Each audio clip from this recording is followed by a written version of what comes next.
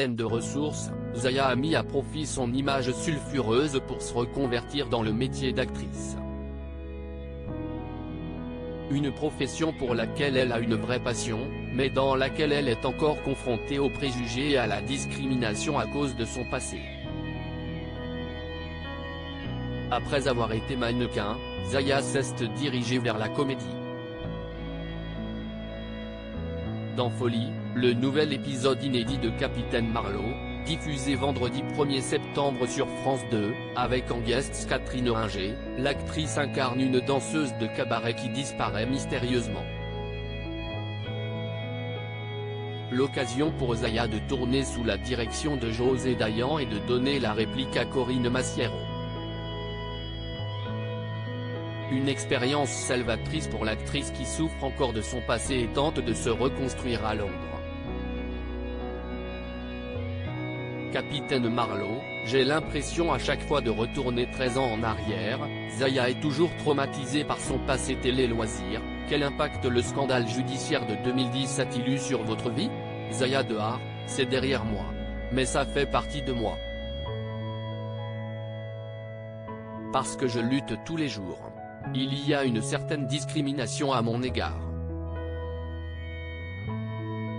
Ça a été dur pour moi, parce que j'avais 18 ans, et commencer sa vie d'adulte avec cette étiquette, surtout pour une femme, si est très dur. Je me suis demandé ce que j'allais pouvoir faire de ma vie. Tout m'était interdit à cause de ça alors que je n'avais pas commis de crime. J'étais attaqué par rapport à des choix personnels qui concernent ma vie sexuelle et ça, si est choquant.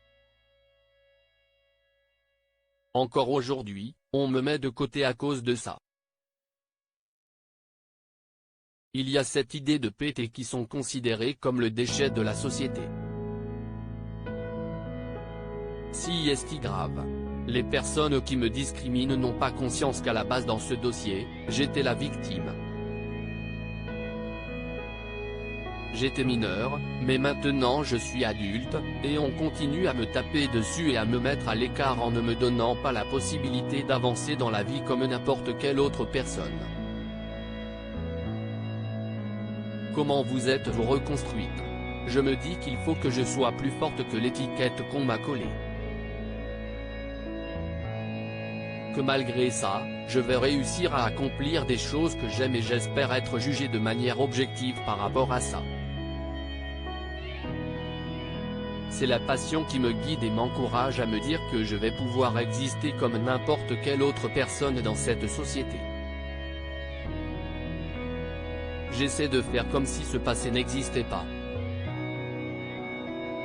Mais à chaque fois que je franchis une étape, bien que mon travail soit reconnu par certaines personnes qui me félicitent, dès que j'essaie de franchir l'étape suivante, il y a toujours ces barrières. J'ai l'impression à chaque fois de retourner 13 ans en arrière. Comme si ce scandale avait éclaté hier. Je me dis qu'à 50 ou 60 ans, je devrais toujours faire face à ce défi-là, toute ma vie, devoir convaincre 10 fois plus, me battre contre des préjugés.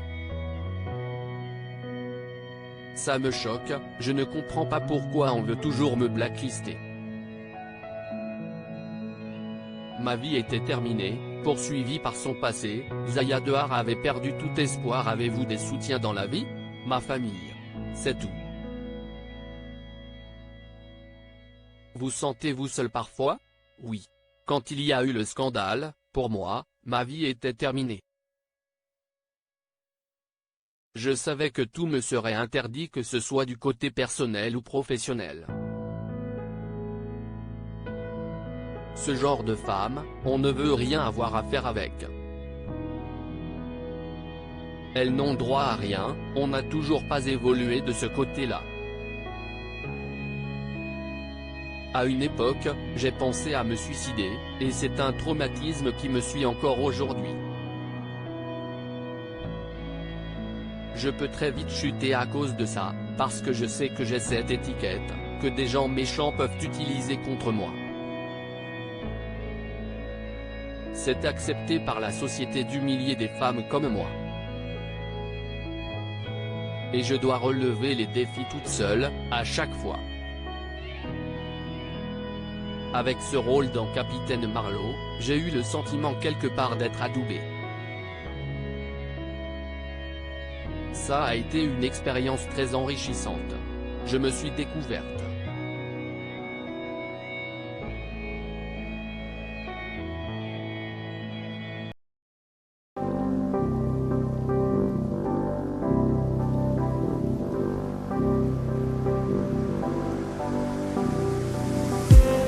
I just need